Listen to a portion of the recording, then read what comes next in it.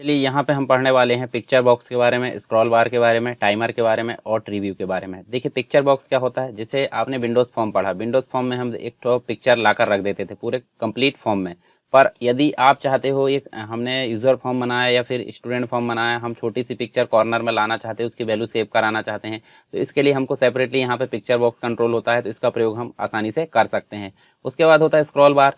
तो स्क्रॉल बार आपको पता होगा, स्क्रॉल बार का मतलब होता है एक जो कंप्लीट डॉक्यूमेंट होता है उसमें ऊपर नीचे मूव कराने के लिए और लेफ्ट से राइट मूव कराने के लिए। मतलब जो टेक्स्ट है अगर कंप्लीट रूप से एक विंडो में नहीं दिख रहा है तो हम उसको इधर उधर करके देख सकते हैं। तो उसके लिए यहाँ पे स्क्रॉल बार का यूज़ किया जाता है। एक तो होती है वर्टिकल स्क्रॉल बार यानी कि टॉप से लेकर डाउन तक, और एक होती है हॉरिजॉन्टल स्क्रॉल बार। एक जो होती है हॉरिजॉन्टल स्क्रॉल बार लेफ्ट से लेकर राइट तक, दोनों का यहाँ पे प्रयोग देखेंगे हम।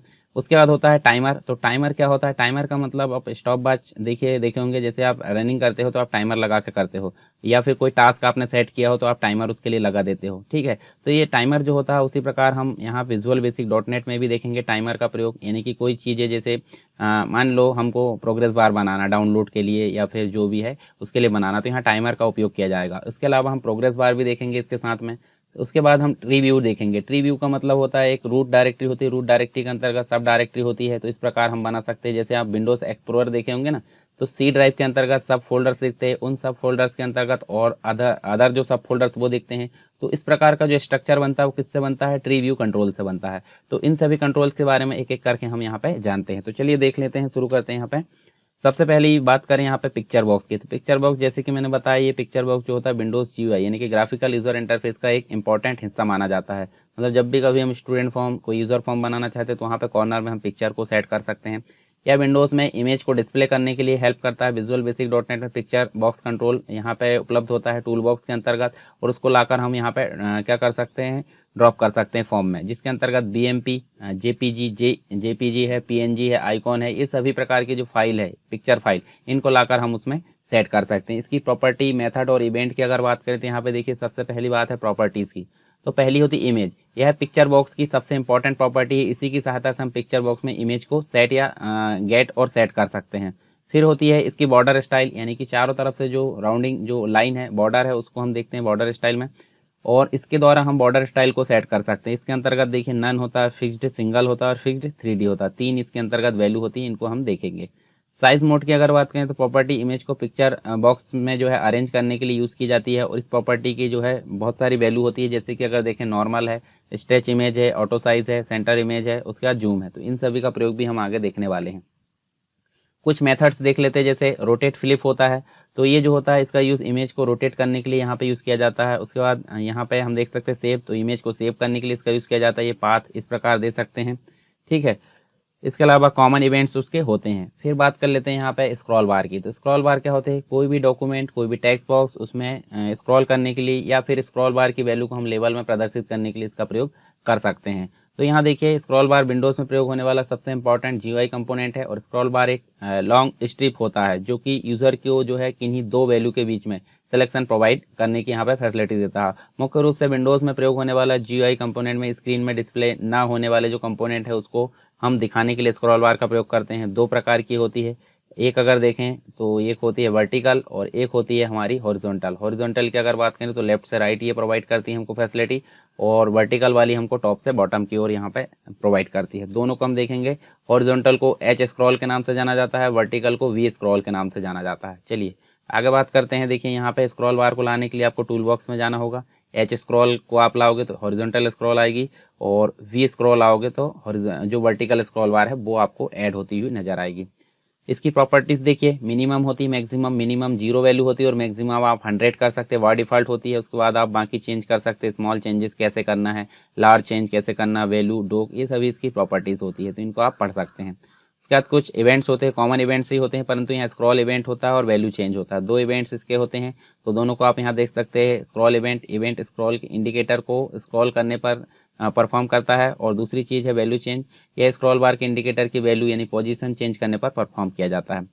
फिर होता है टाइमर। टाइमर के साथ में हम देखेंगे प्रोग्रेस बार, ठीक है। प्रोग्रेस बार भी एक कंट्रोल है जो कि टूल बॉक्स में पाया जाता है वीबी डॉट नेट के अंतर्गत।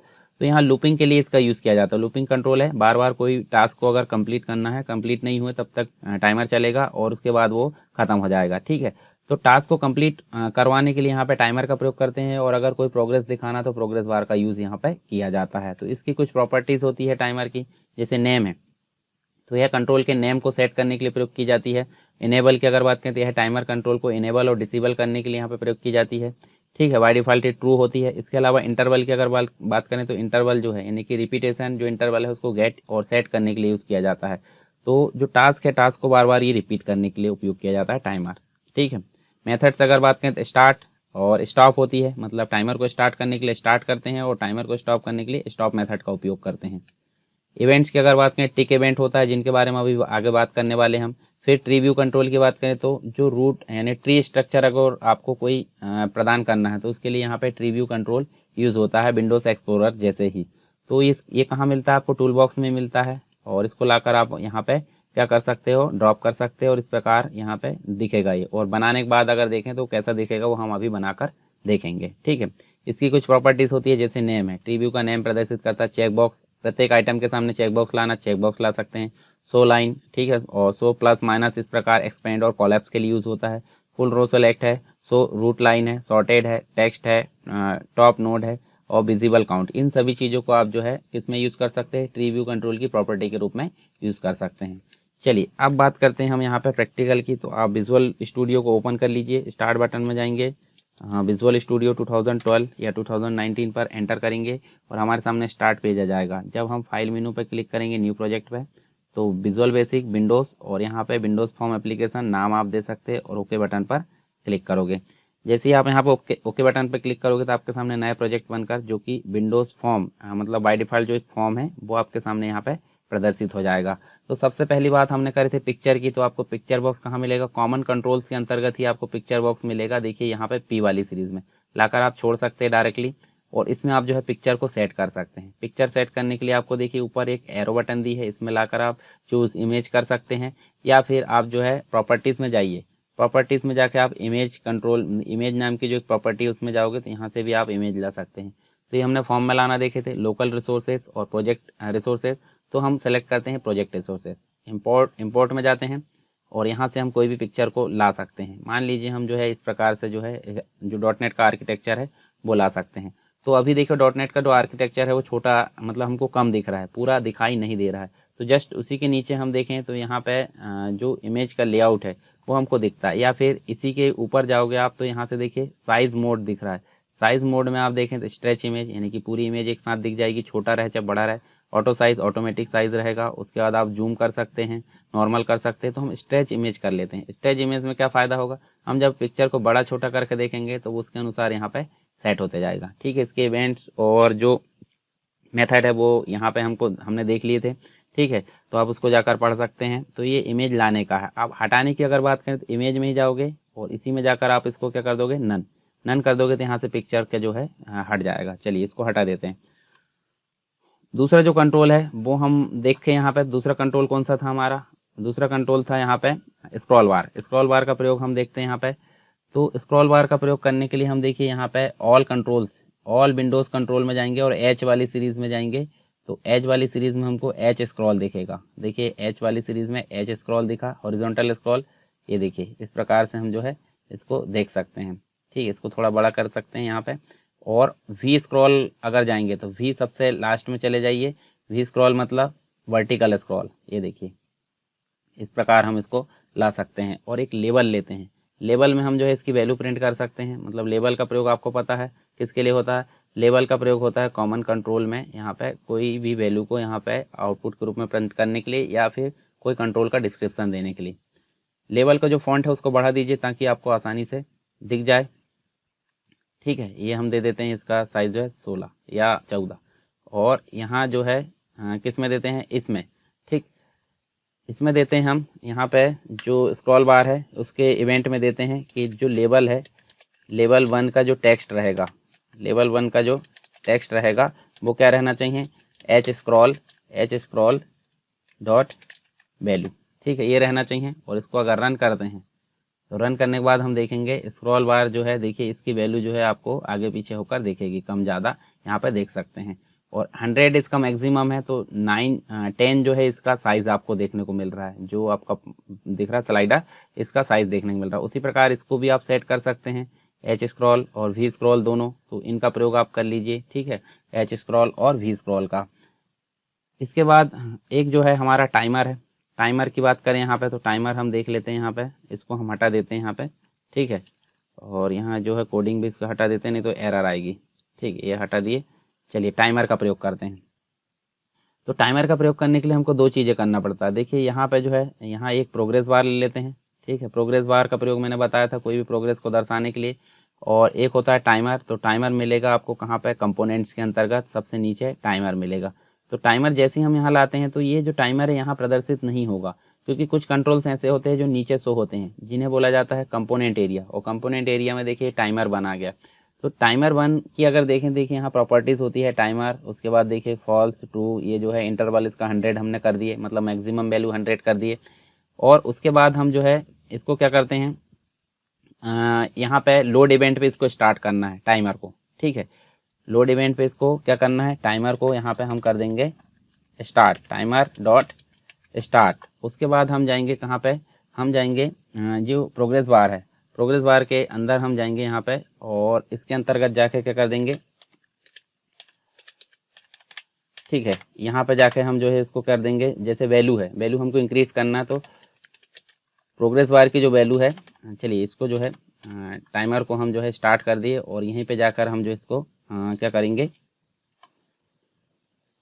देखिए लोड इवेंट यानी फॉर्म के लोड इवेंट में क्या हो जाए, टाइमर स्टार्ट हो जाए, तो हमने फॉर्म के लोड इवेंट में जाकर टाइमर के स्टार्ट मेथड को ऑन कर दिए। अब बाकी का काम कौन करेगा, ये टाइमर करेगा। टाइमर पर डबल क्लिक करेंगे हम, जिसका देखिए टाइमर का टिक इवेंट आ गया, और इसमें जाकर हम करेंगे जो प्रोग्रेस बार है, प्रोग्रेस बार का नाम क्या है, प्रोग्रेस बार का नाम प्रोग्रेस बार 1 है। और इंक्रीमेंट इसकी मेथड होती है, मेथड के अंदर कोई वैल्यू देना पड़ता है कि प्रत्येक बार प्रोग्रेस बार में कितनी वैल्यू इनपुट मतलब जो है इंक्रीज होना चाहिए। तो यहाँ पे दे देते हैं हम 2 एक बार दे देते हैं, और इसके बाद इफ़ लगाते हैं। इफ़ यदि प्रोग्रेस बार जो है, प्रोग्रेस बार की वैल्यू क्या है, प्रोग्रेस बार की वैल्यू अगर 100 है, तो 100 है तो क्या हो जाना चाहिए, जो टाइमर है, टाइमर हो जाना चाहिए क्या, टाइमर 1 डॉट स्टॉप। स्टॉप एक मेथड है जो कि हमने अभी पढ़ ली है। और एक मैसेज डिस्प्ले होना चाहिए। मैसेज डिस्प्ले क्या होना चाहिए कि जो प्रोसेस है वो कंप्लीट हो चुकी है, प्रोसेस कंप्लीट, ठीक है, प्रोसेस कंप्लीटेड। तो देखिए यहाँ पे जब लोड इवेंट आया तो टाइमर को हमने स्टार्ट मेथड से स्टार्ट कर दी, बाकी का काम टाइमर पर डबल क्लिक करके हमने क्या करे, प्रोग्रेस बार को प्रत्येक बार इंक्रीज करा है 2, ठीक है, इंक्रीमेंट मेथड के थ्रू। और इफ कंडीशन लगा के प्रोग्रेस बार की वैल्यू को चेक कर लिया, अगर 100 है तो टाइमर स्टॉप हो जाए और नहीं है तो वो चलते रहे, और अगर स्टॉप हो गया तो एक मैसेज आए प्रोसेस कंप्लीट। चलिए रन करा के देखते हैं। देखिए यहाँ पे जो है प्रोग्रेस बार चल रहा है, और आपको कंप्लीट होने के बाद एक मैसेज डिस्प्ले होगा। देखिए यहाँ जो है प्रोसेस कंप्लीटेड नाम से एक मेथड आया, मतलब जो मैसेज आया। तो आप देख सकते हैं हमने टाइमर भी देख लिए और प्रोग्रेस बार भी देख लिए। अब बचा क्या, अब बचा ट्री व्यू कंट्रोल। तो ट्री व्यू कंट्रोल आपको कहाँ मिलेगा, ट्री व्यू कंट्रोल मिलेगा आपको, देखिए यहाँ पे कॉमन में ही आप जाकर देखोगे तो कॉमन कंट्रोल में ट्री व्यू कंट्रोल मिलेगा। देखिए यहाँ पे जो है नीचे की तरफ यहाँ, ठीक है। तो ट्री व्यू कंट्रोल में आप आइटम्स को ऐड कर सकते हैं। देखिए ये बड़ा कर लीजिए, और यहीं पे आप ऊपर जाओगे तो इसकी प्रॉपर्टी दिखती है एडिट नोट्स करके, या फिर आप यहाँ जाओगे तो नोट्स करके देखिए एक प्रॉपर्टी दिखेगी यहाँ पे। तो एक डायलॉग बॉक्स खुलेगा tree node editor. Tree node editor में देखिए यहाँ ऐड रूट दिया है, उसके बाद अप डाउन और डिलीट करने की बटन यहाँ पे दी है। तो ऐड रूट आप करोगे तो ऐड रूट में आपको जो है यहाँ पे एक नोड ऐड होता हुआ नजर आएगा। नोड में आप देखिए यहाँ पे आपको नोड का नाम आएगा, तो नाम आप यहाँ बदल सकते हैं। टेक्स्ट, तो आपको बदलना क्या है, टेक्स्ट बदलना है। मान लीजिए आपको जो है कंप्यूटर, यहाँ कंप्यूटर लिखे, मेन नोड कंप्यूटर हो गई। उसके बाद रूट ऐड ना करके आप क्या करोगे, दूसरी बटन दी है चाइल्ड, मतलब कंप्यूटर के जो पार्ट्स है उसको ऐड करना है। तो ऐड चाइल्ड करोगे, फिर से आप कंप्यूटर करोगे, ऐड चाइल्ड करोगे। तो यहाँ आप दो चीज़ ऐड कर सकते हैं। नोड 1 जो है, नोड 1 में फिर से टेक्स्ट में करोगे आप, तो इसका एक पार्ट होता है हार्डवेयर। और नोड 2 में आप जाओगे तो इसका एक पार्ट होता है सॉफ्टवेयर। तो हार्डवेयर में आप क्या क्या ऐड करोगे, हार्डवेयर में जाओगे और फिर से क्या करोगे, रूट भी ऐड नहीं करोगे, आप क्या करोगे फिर से चाइल्ड। देखिए इस प्रकार दो हमने ऐड करे, हार्डवेयर 3 ऐड कर लेते हैं, ठीक है। तो हार्डवेयर कितने प्रकार के होते हैं, एक तो होते हैं इनपुट टाइप के होते हैं, मतलब माउस कीबोर्ड वगैरह जो भी है आप देख सकते हैं इनपुट। कुछ होते हैं प्रोसेस वाले, मतलब सीपीयू है, मदरबोर्ड है, साउंड कार्ड है, ये सभी प्रोसेस नेटवर्क कार्ड है। और तीसरे होते हैं आउटपुट, ठीक है। तो ये हमने 3 ऐड करे। फिर उसके बाद आप इनपुट में भी आप ऐड कर सकते हैं, ठीक है। ये 2 ऐड करे, मतलब यहाँ पे माउस और कीबोर्ड आप ऐड कर सकते हैं। माउस, और इस प्रकार आप जो है इसको यहाँ पे कीबोर्ड ऐड कर सकते हैं। ठीक है, और प्रोसेस में जाओगे तो आप दूसरे ऐड कर सकते हैं, आउटपुट में भी कर सकते हैं। फिर हम सॉफ्टवेयर के अंतर्गत जाएँ तो ऐड चाइल्ड कर लेते हैं। सॉफ्टवेयर में 3 प्रकार के सॉफ्टवेयर होते हैं, आपको पता होगा। एक होते हैं सिस्टम, ठीक है, और दूसरे होते हैं एप्लीकेशन।